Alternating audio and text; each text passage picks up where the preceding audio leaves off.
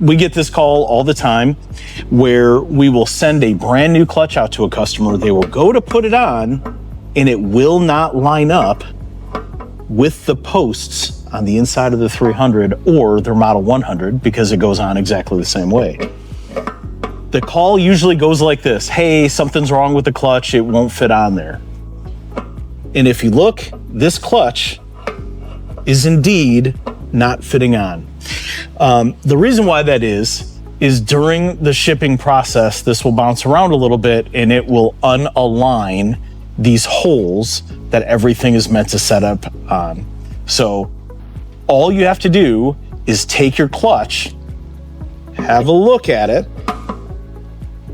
figure out generally which direction it needs to go, pinch it between your two fingers, and give it a couple of gentle taps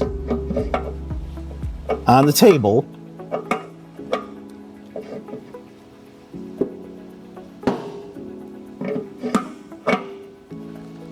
And eventually they'll all line up, pop right on, and you can finish putting the snap rings on and your drum will be ready to go.